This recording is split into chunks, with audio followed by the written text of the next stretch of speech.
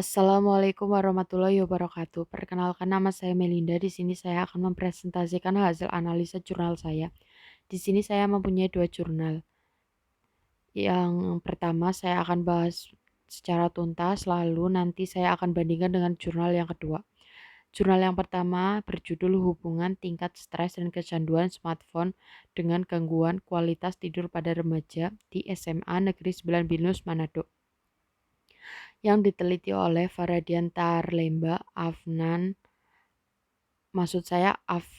Asrifuddin, Vima LFG Langi pada tahun 2018.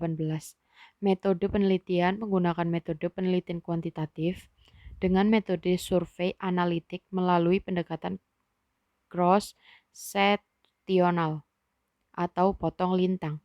Waktu penelitian dilakukan pada bulan Oktober sampai dengan November 2018 yang dilakukan di SMA Negeri 9 Binus, Manado, yang mempunyai 173 responden dengan kriteria siswa-siswi SMA Negeri 9 Binus, Manado.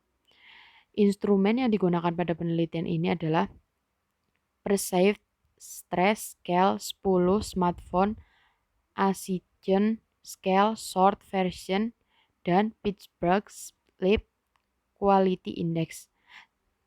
Dan di sini, di jurnal ini, cara pengumpulan datanya adalah dari analisis data menggunakan analisis univariat dan bivariat menggunakan uji statistik G-square dengan CI 95% dan A 0,5. Di sini saya akan membacakan hasil dan pembahasan dari jurnal yang pertama. Di sini didapatkan hasil yaitu sebanyak 74,4% responden mengalami stres sedang dengan kualitas tidur yang terganggu dengan nilai P 0,925. Selain itu, responden yang mengalami kecanduan smartphone dengan kualitas tidur terganggu sebanyak 62%. Nilai P-nya adalah 0,026. Kesimpulan dari penelitian ini bahwa tidak terdapat hubungan tingkat stres dengan gangguan kualitas tidur dan terdapat hubungan kecanduan smartphone dengan gangguan kualitas tidur pada remaja di SMA Negeri 9 Binus, Manado. Saya akan menjelaskan lebih lanjut kelebihan jurnal ini. Di jurnal ini kelebihannya adalah penelitian ini dilakukan menurut saya menarik dan sangat sesuai dengan era milenial pada masa remaja sekarang. Kekurangan jurnal ini adalah penelitian lebih lanjut, kurangnya penelitian lebih lanjut mengenai tingkat stres, kecanduan smartphone, dan gangguan kualitas tidur dengan menggunakan penelitian jumlah sampel yang lebih besar dan dilakukan di sekolah lain agar dapat melihat perbandingan antara sekolah lain di Kota Manado. Rekomendasi saya bagi siswa-siswi diharapkan untuk mengontrol penggunaan smartphone dengan memperhatikan lama dan waktu penggunaan dan dapat menerapkan perilaku tidur berupa lebih lama lagi waktu dan kualitas tidur yang baik serta dapat mengontrol stres yang dialami. Saya sudah jelaskan di jurnal yang pertama sampai dengan rekomendasi saya. Di sini saya akan membandingkan dengan jurnal yang kedua.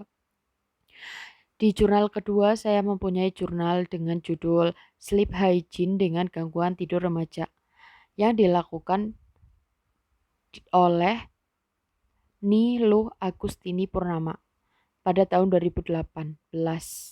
Metode penelitian ini adalah penelitian observasi non-eksperimental dengan rancangan penelitian cross-sectional. Waktu penelitiannya adalah 1 bulan pada bulan April 2018. Dilakukan di SMA Katolik Karitas 3 Surabaya dengan jumlah responden 30 responden dengan kriteria yang memenuhi kriteria inklusi berusia 14 sampai dengan 17 tahun dan bersedia menjadi responden. Di sini didapatkan instrumen ini terdiri dari 26 item pertanyaan, dinilai dalam 5 poin skala intensitas atau frekuensi. Di jurnal ini, pengumpulan datanya didapatkan melalui penelitian atau cara pengumpulan data gangguan tidur pada remaja diperoleh menggunakan McGen-Chase Questionnaire atau sering disebut SDSC, Sleep Disturbance Scale for Children. Di sini saya akan membacakan hasil dan pembahasannya.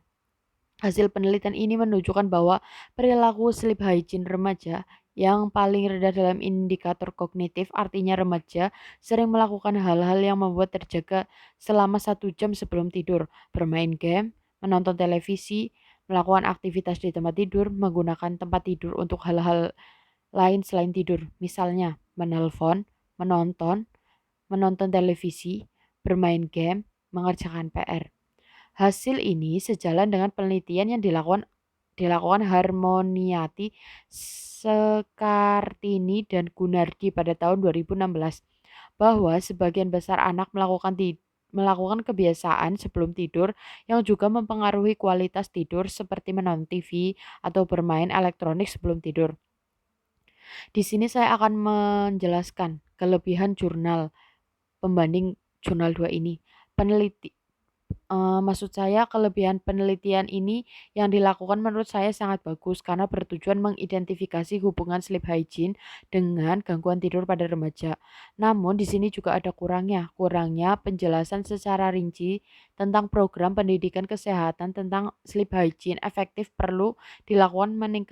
yang perlu dilakukan untuk meningkatkan kualitas tidur pada anak-anak usia 10 sampai dengan 18 tahun.